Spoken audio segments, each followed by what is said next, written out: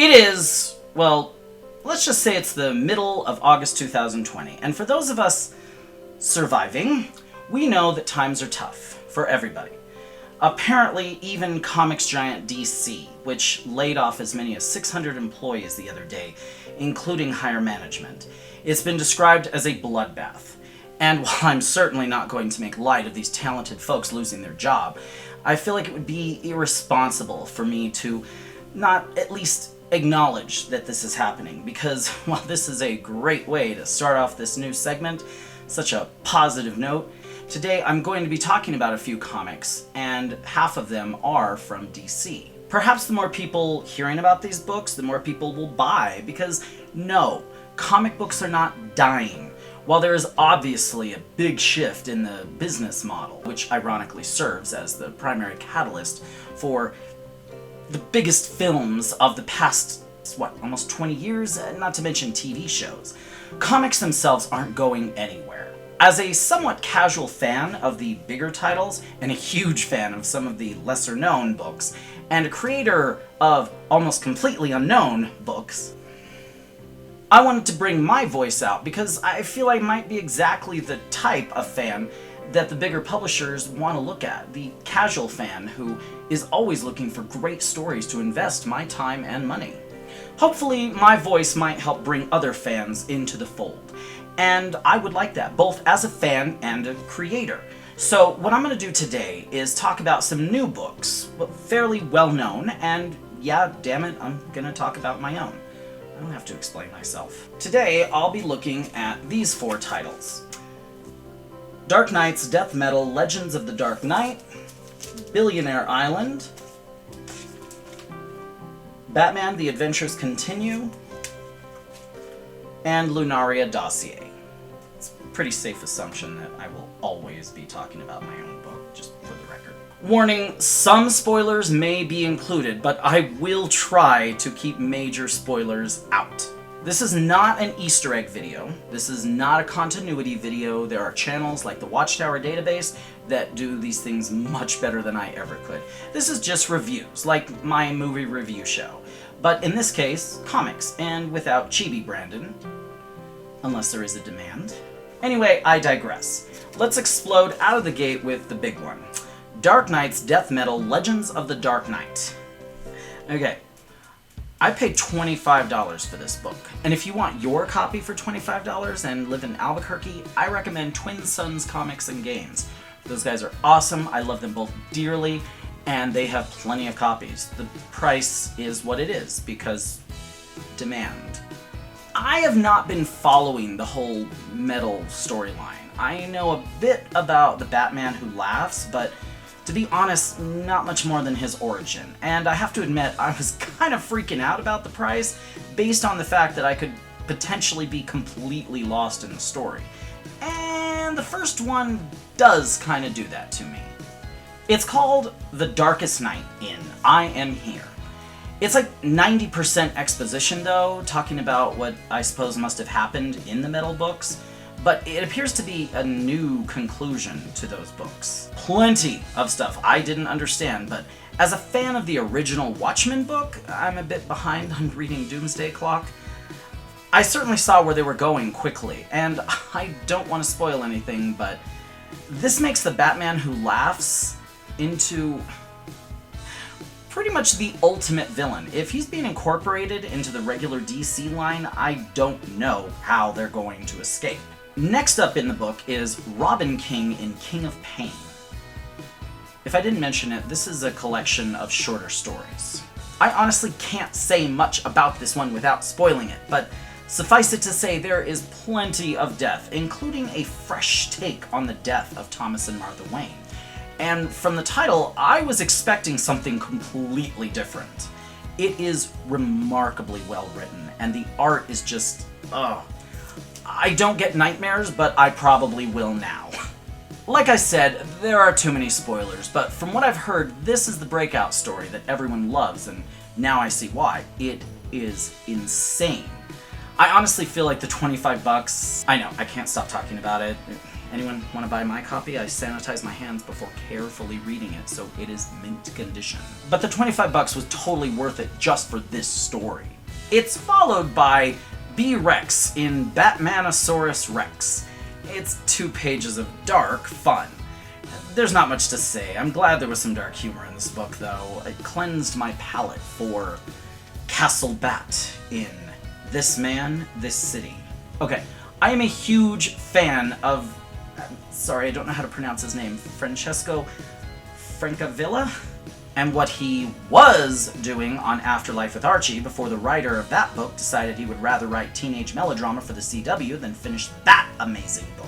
So, seeing his style made me happy. And it's another dark story that is a new spin on the Batman Beyond line.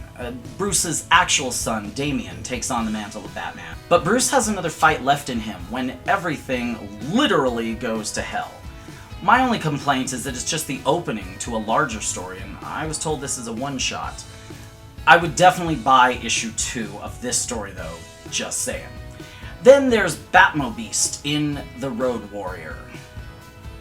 I'm sorry, this one was so forgettable that I actually forgot what it was about, and I really don't want to take it out of the packaging again. It's just, I'm not into cars. I think Batman became his car or something. And then there's Baby Batman in I Shall Become. Garth Ennis, I mean, I guess shockingly, the guy that wrote The Boys doesn't like superheroes, so why not let him write Batman as a baby, I guess. Ennis is a pretty big name in comics, and I've read some of his work, but was he the biggest name? Is that why they finished off with him? If you're a fan of Ennis, you'll probably like this story. You'll probably tell me I didn't get it. But the best stories were in the middle. They start off with a story that a new reader like me will get completely lost in, and finish off with a funny, I guess, story that, yeah, I wasn't a fan. But the book overall, the Robin King Castle Bat, really, my headcanon is I got this book for Robin King, and Castle Bat was an awesome bonus. Overall, recommended. Next up, we're looking at Billionaire Island. Wait, please don't click away just because you've not heard of it yet. Writer Mark Russell he's built a nice little name for himself. Having written The Prez, The Flintstones, Exit Stage Left, The Snagglepuss Chronicles, Wonder Twins, Red Sonja, and he created quite the controversy last year when he dared to write a book called Second Coming, where Jesus and a superhero return to Earth, and it's amazing. DC dropped it, but Ahoy picked it up, and there's going to be a sequel, so I'll be talking about that soon. But his current big book, and he's working on several things, it's really hard to keep up with him, but I'm currently managing, at least purchasing, if not reading everything.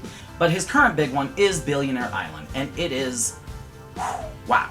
I am biased towards his writing, clearly, and also towards the art of Steve Pugh, who drew most of his awesome Flintstones run.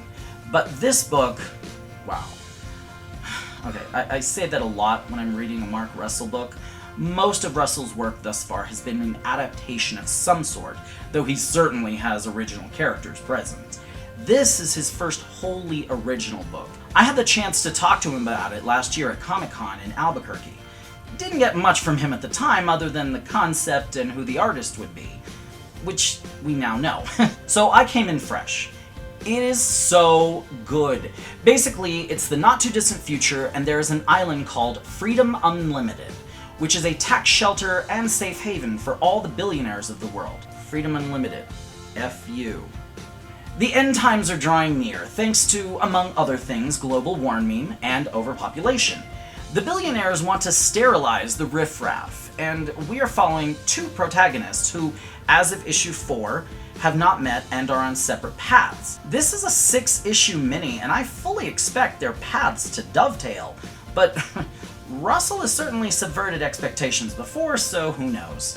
Shelley is a reporter who has been kidnapped by Rick Conto. She's getting too close to exposing the billionaire's plot, so he locks her in a literal hamster cage with a group of other ne'er-do-well-offs, while Trent, a man who's been wronged by the plot to sterilize the human population to keep it under control, is out for revenge.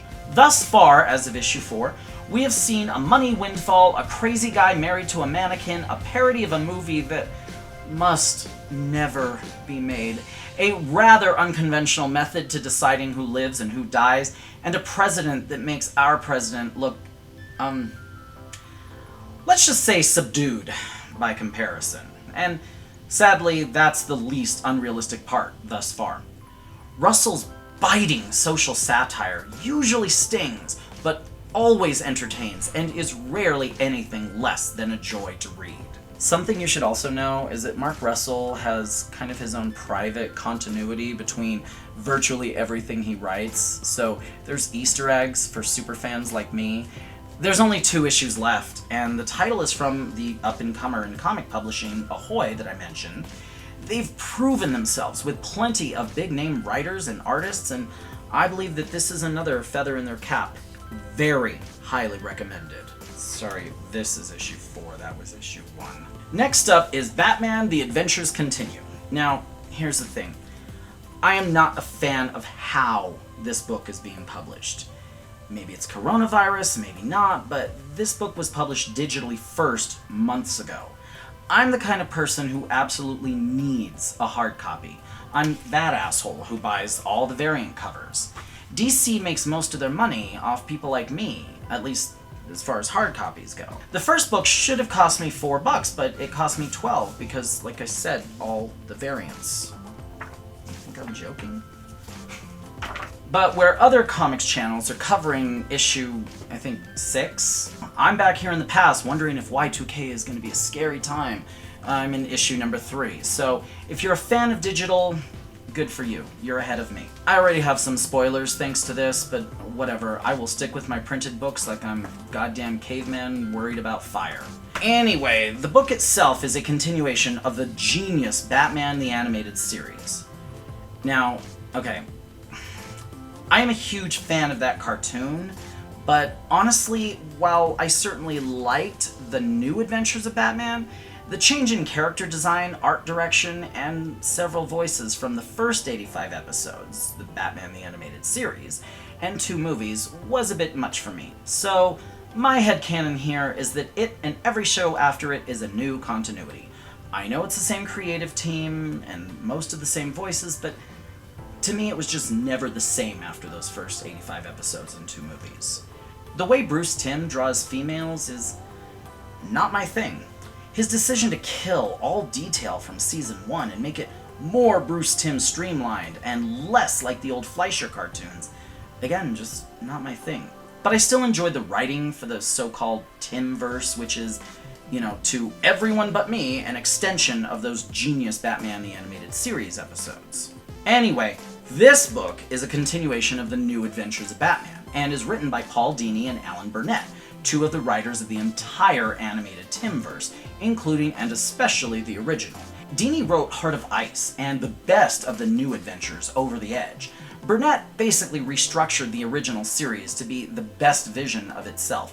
We owe him as much or more of what we all love from that series than Bruce Timm. And can I just wonder out loud why we still call this the Timmverse, when in the beginning it was Bruce Timm and Eric Radomski? Yeah, okay. Radomski moved to Spawn and other titles after the first season ended, and before it moved to the New Adventures of Batman, but I swear, people just totally forget his contribution. Bruce Timm is great, sure, don't get me wrong, but this started out as the Timm Radomski verse, and people just forgot that. Anyway, this book is a continuation of the New Adventures and promises to introduce us to the second Robin, Jason Todd, who apparently was just never mentioned in the entire rest of the series because reasons? But yeah, this series is also inspired by a line of toys from DC Collectibles, so we know that characters who will be used in the series who have never been seen before include Azrael, Deathstroke, Red Hood, and what's his name? The Court of Owls dude? And somehow we're getting the Flashpoint Thomas Wayne Batman and the Batman Who Laughs. I can't wait to see how Dini and Burnett put those in. No, really, I am genuinely curious. If these figures don't end up costing 2 months' rent each, I'll definitely pick some of them up. I supposedly have one on reserve for Jason Todd. We'll see if I actually get it. The comic tie-in, it's good. There are some great Paul Dini flourishes, but where I think he really excels are fresh takes on old characters, and although I've read some spoilers, we haven't gotten to Red Hood, other than some painfully obvious foreshadowing, as of issue 3. And from what I've heard, it's kind of by the numbers, but I'll reserve judgment until I read it for myself. For now, we're focused on Deathstroke, and his attempts to recruit Batgirl and Robin to his fold, after a fun cameo from Superman and Veronica Vreeland that is issue 1. Honestly, the comic format seems to be both limiting as far as how much panel space can be used, and cramming as much story as possible into the allotted pages, but also freeing in that sometimes the pacing can slow down a bit. And honestly, I know I just contradicted myself, but I don't know how else to explain it. Each book feels like an extended episode that also tries to put too much in. I wish these guys had more creative freedom. It just feels a bit rushed. Still, especially if you're a fan of the old cartoon, because if you're not, you will be lost. It's very highly recommended. Finally, we come to my shameless self-promotion, Lunaria Dossier, by... well, here's the fun thing. It's written by me, but only the cover and 2 of the pages were drawn by me. The interiors were drawn by some absolute legends of comics and animation.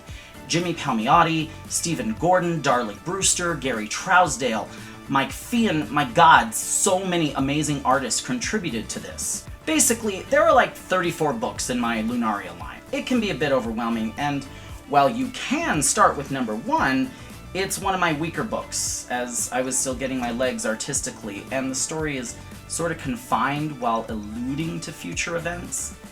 It's also out of print. That's one of, I think that's my personal only copy. And it's only available in my trade with some much better stories. But Lunaria Dossier includes character bios and descriptions of where we are in the story. So essentially, this is a great place to not only start the Lunaria line, but if you're a fan of these artists, you will get art that is exclusive to this book. Oh, that's the one I did. Also, you may be wondering why all these incredibly talented and prolific artists contributed to a book, whose runs are usually limited to about 100 or less of each book. Am I just filthy rich and paid them all so well that it's the most expensive book I've ever done? No. It's because all profits, 100% of this book, and actually closer to 105 because I'm rounding, will be donated to Casa Q, a charity for LGBT homeless youth in honor of Marsha P. Johnson and Sylvia Rivera, 2 extremely important trans women of color who were instrumental in LGBT rights. So yeah, buy this book, learn about my Lunaria line, get some great art, and help out homeless transgender kids. Win-win. I want to thank my 170 subscribers. I'm asking that you please like and share this video. Consider becoming a Patreon for as low as $1 a month. Also, comment on some other books, upcoming or past, that I should pick up and talk about. I am a die-hard DC boy, but I'm always down for some great books. I'll be talking more about my books in future videos, along with books of which I'm a fan, maybe some that I'm not, but I wanted to put some words out there and see how this might fare. Thank you so much for watching, thanks to my patron, Craig Butler, and I will see you soon. Bye!